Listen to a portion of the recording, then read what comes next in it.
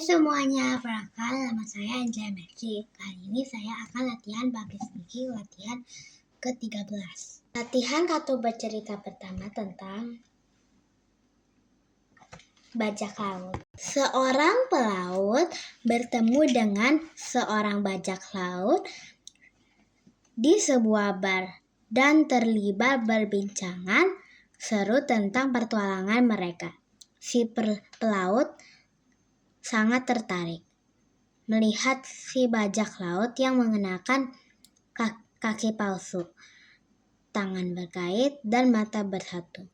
Gimana ceritanya Anda bisa berkaki palsu seperti itu? Tanya si pelaut. Waktu itu ombak besar menghempaskan saya ke laut, dan ternyata di tempat itu banyak hiunya. Ketika teman-teman menarik saya ke atas, seekor hiu menggigit kaki saya hingga lepas. Cerita si bajak laut berapi-api. Wow, teriak si pelaut. Terus gimana ceritanya? Anda bisa memakai kait tajam di tangan Anda. Yah, inilah kehidupan keras bajak laut. Waktu itu saya dan teman-teman terlibat peperangan dengan musuh kami. Sialnya seorang musuh berhasil menebas tangan saya hingga putus. Sejak saat itulah saya menggunakan tangan kait, jawab si bajak laut. Luar biasa, si pelaut terkagum-kagum mendengar cerita heroik itu. Lalu apa yang terjadi dengan mata Anda? Ini kejadiannya pagi hari. Habis hujan, ketika itu saya mendongak ke atas melihat keindahan pelangi. Tiba-tiba seekor camar melintas dan membuang kotoran tepat di mata saya, ujar si bajak laut. Anda kehilangan mata gara-gara dijatuhi kotoran oleh seekor camar, tanya si pelaut, gak percaya.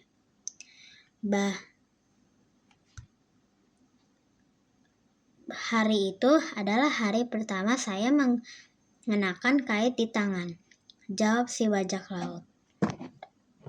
Kartu bercerita kedua tentang petani. Di suatu desa hiduplah seorang petani yang sudah tua.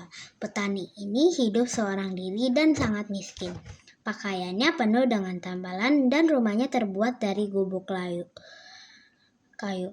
Musim dingin sudah tiba. Pak petani tidak punya makanan, juga tidak mempunyai kayu bakar untuk menghangatkan diri. Jadi hari ini Pak petani hendak pergi ke pasar untuk mencari pekerjaan.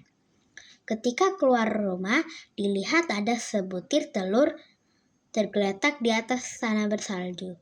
Dengan hati-hatinya dipungut telur tersebut dan dibawa ke dalam rumah Pak petani.